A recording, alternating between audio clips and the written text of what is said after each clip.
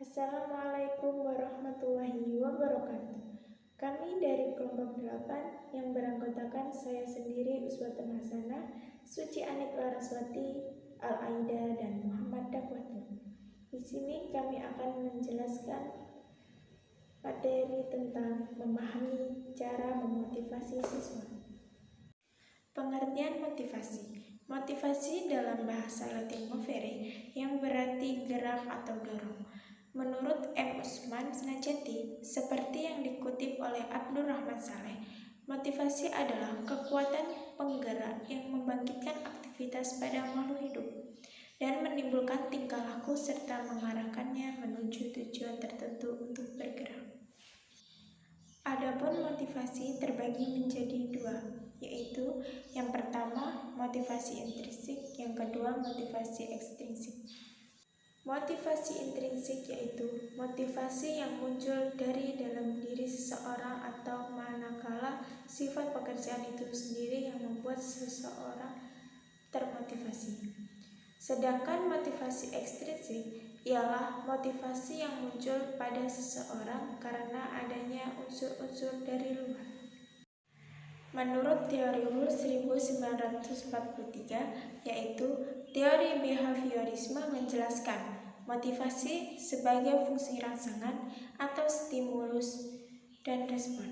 Sedangkan apabila dikaji menggunakan teori kognitif, motivasi merupakan fungsi dinamika psikologis yang lebih rumit, melibatkan kerangka berpikir siswa terhadap berbagai aspek perilaku.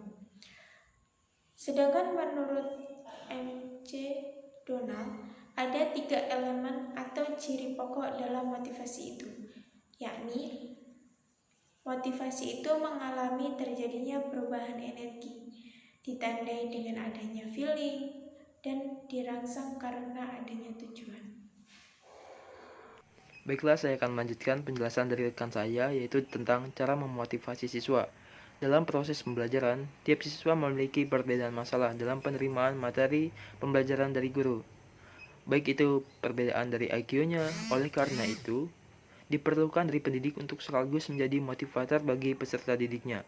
Adapun beberapa cara untuk meningkatkan motivasi siswa dalam belajar adalah sebagai berikut. Yang pertama, yaitu belajar melalui model keteladanan. Yang kedua, belajar kebermaknaan. 3. Melakukan interaksi. Dan yang keempat, penyajian yang menarik. Belajar melalui model keteladanan. Model pembelajaran ini dapat dijadikan sebagai pola pilihan yang mana seorang guru boleh memilih model pembelajaran yang sesuai dan efisien guna mencapai tujuan pendidikan. Model pembelajaran berdasarkan teori antara lain model interaksi sosial, model pemrosesan informasi, model personal atau personal models, model modifikasi tingkah laku atau behavioral. Selanjutnya, belajar kebermaknaan. Memiliki sebuah arti atau kebermaknaan dalam belajar menjadi salah satu faktor yang kuat dan juga menentukan dalam keberhasilan pendidikan. Seorang anak akan bersungguh-sungguh mengikuti pembelajaran ketika dia memahami tujuan, manfaat, serta keuntungan dari proses pembelajaran tersebut bagi dirinya. Yang ketiga, melakukan interaksi. Interaksi yang digunakan yaitu interaksi yang berlangsung dalam suatu ikatan untuk tujuan pendidikan dan pengajaran interaksi edukatif. Yang keempat, penyajian yang menarik. Dalam memberikan suatu materi kepada peserta didiknya, guru hendaknya memberikan suatu penyajian yang menarik siswa agar lebih termotivasi, seperti memvariasikan proses atau metode belajar, memberikan kegiatan yang melibatkan semua siswa atau kelompok, serta penyajian materi dengan alat peraga, audio visual dengan contoh benda-benda real yang telah disiapkan dengan baik. Selanjutnya akan dijelaskan oleh teman saya. Fungsi motivasi dalam belajar. Motivasi akan senantiasa menentukan intensitas usaha belajar bagi para siswa. Diketahui, motivasi bertalian dengan satu tujuan. Ada 3 fungsi motivasi, yaitu sebagai berikut. 1. Mendorong manusia untuk berbuat. Motivasi dalam hal ini merupakan motor penggerak dalam setiap kegiatan yang akan dikerjakan. 2. Menentukan arah perbuatan, yakni ke arah tujuan yang hendak dicapai. 3.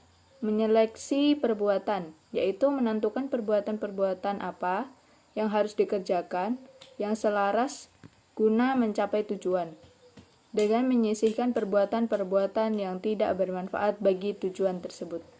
Dan untuk materi yang terakhir, kami membahas tentang macam-macam motivasi. Yang pertama, ada motivasi dilihat dari dasar pembentukannya.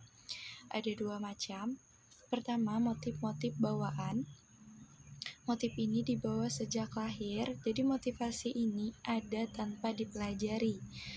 Misalkan, dorongan untuk makan, dorongan untuk minum, dorongan untuk bekerja, beristirahat, seksual. Motif ini sering diisyaratkan secara biologis. Yang kedua, motif-motif yang dipelajari. Motif-motif yang timbul karena dipelajari, kayak contohnya dorongan untuk belajar, suatu cabang ilmu pengetahuan, dorongan untuk belajar sesuatu di masyarakat. Motif-motif ini sering disebut sebagai motif-motif yang diisyaratkan secara sosial. Yang kedua, ada motivasi jasmani dan rohani. Motivasi jasmani seperti misalkan melakukan refleks, insting otomatis, dan nafsu. Sedangkan yang termasuk motivasi rohani itu adalah kemauan dalam diri sendiri. Yang ketiga yaitu motivasi intrinsik dan ekstrinsik.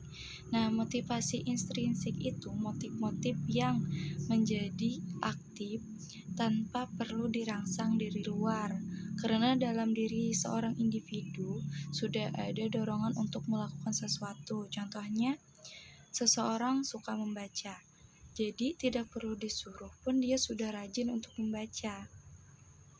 Adapun motivasi ekstrinsik adalah motif-motif yang aktif dan berfungsi karena adanya perangsangan dari luar.